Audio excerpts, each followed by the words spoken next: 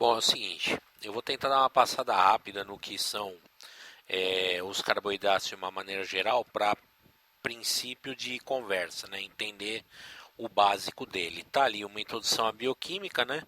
O que é a bioquímica, basicamente de uma maneira rala, a ciência que estuda os processos que ocorrem nos organismos vivos, mas o conhecimento não é só para o corpo humano, né? Também em relação à indústria, porque a indústria se utiliza muito dos processos bioquímicos, não só a indústria, tratamento de efluentes, várias coisas se utilizam da bioquímica. Os carboidratos têm uma característica principal quando você fala em carboidrato de uma maneira geral, né, elas são biomoléculas ligadas à questão de energia, só que é importante as pessoas entenderem que não apenas isso. Não é a questão de fonte ou reserva de energia, também tem questões estruturais e a síntese de outras substâncias.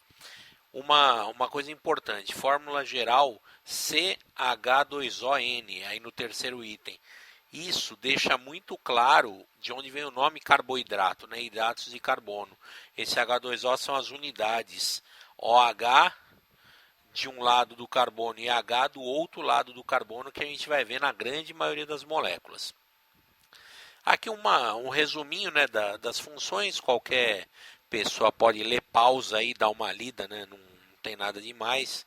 Algumas curiosidades em relação às funções dos carboidratos e essa parte começa um pouco mais importante.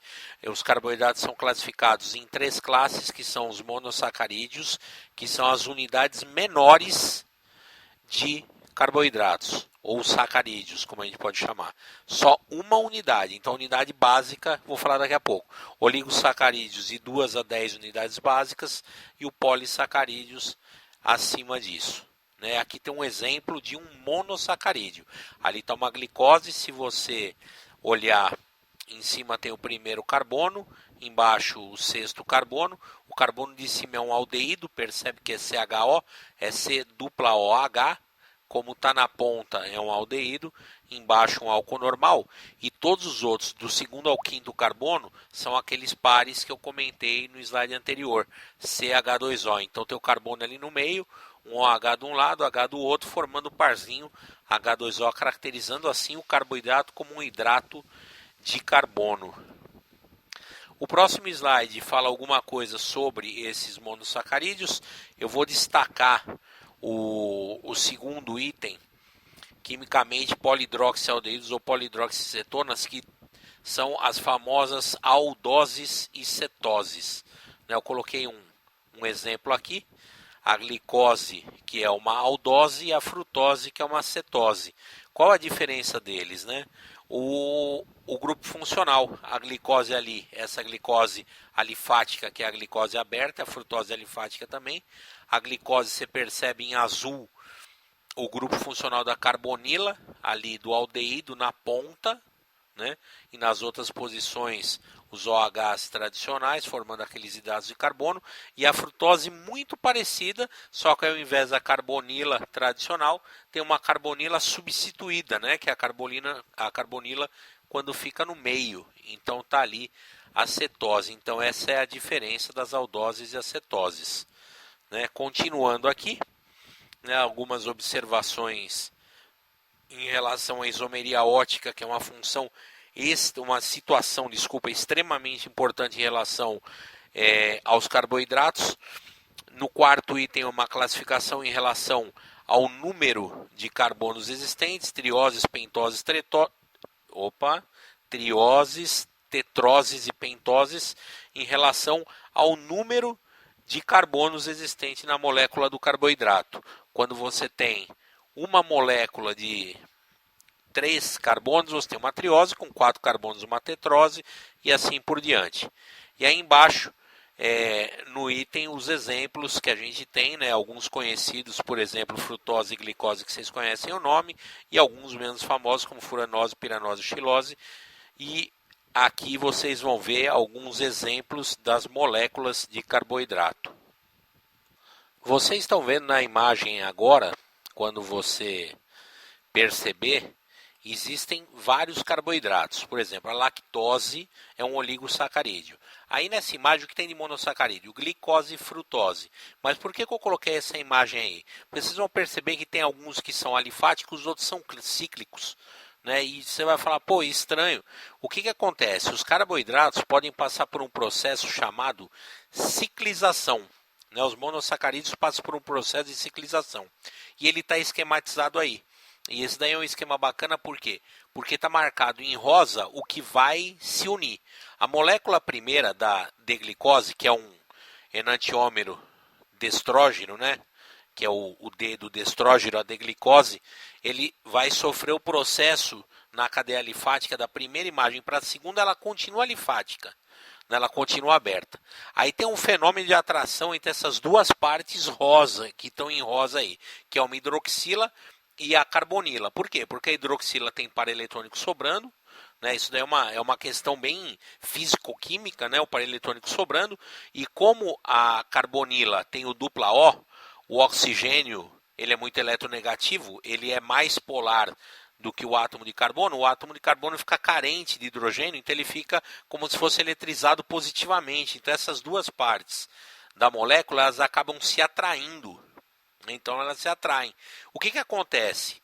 Como esse hidrogênio que está ali na hidroxila também acaba perdendo elétron, existe elétron sobrando no O da dupla ligação, ele vai mudar de posição. Então você percebe que no segundo desenho, né, que é onde tem a setinha azul mostrando a união entre o par eletrônico do oxigênio com o carbono. Esse oxigênio que está na hidroxila, ele migra, ele sai da hidroxila e ele vai fazer companhia com o oxigênio da antes dupla ligação. Né, que onde ocorria anteriormente a dupla ligação. O que acontece? Essa dupla ligação se desfaz e é transferida para o lugar dessa seta azul. Então a ciclização acontece exatamente nesse momento, quando a D-glicose se transforma na D-glicopiranose. Né? Porque furanose e piranose são as denominações das cadeias fechadas desses monossacarídeos. Né? Muito nome, muita coisa, mas assim, tem que acostumar. Né? Então, o que tem aí embaixo essas duas fechadas? Já a cadeia ciclizada, né? As duas de baixo. Tem lá o termo muta-rotação. Só muda a posição desse OH, porque ele vai gerar dois isômeros geométricos distintos. O isômero alfa e o isômero beta. Você percebe que nas duas posições simplesmente muda a posição do OH. Isso é uma isomeria geométrica, não é isomeria ótica. Né? Atenção nesse detalhe. Aqui alguns outros exemplos de monossacarídeos cíclicos, né, que já passaram pelo processo de ciclização. A glicose, a frutose, a desoxirribose e a ribose do DNA e do RNA. Né, só para exemplificar. E aqui o exemplo do que são epímeros. Né? Epímeros são o quê? Nada mais do que diastereômeros, né? Onde existe apenas um carbono com essa distinção. Então percebe onde estão ali em verde C2 epímeros, epímero C2. Você percebe que eles são diastereômeros, né? Onde apenas o carbono 2 sofre uma distinção especular. E isso é uma epimeria, porque se você for perceber, o carbono 2, o 3, o 4 e o 5, eles são, todos eles, né, são carbonos quirais. Só que o carbono 3, 4 e 5, eles são idênticos, e apenas o 2, né, ele tem a imagem especular uma da outra. Então, se todos eles tivessem imagem especular, a molécula da dextromanose e da dextroglicose, elas seriam enantiômeros, se todos fossem especulares. Mas como só uma é especular e todos os outros são iguais, eles são diastereômeros. No caso específico de apenas uma imagem especular em carbono quiral, a gente chama de epímeros.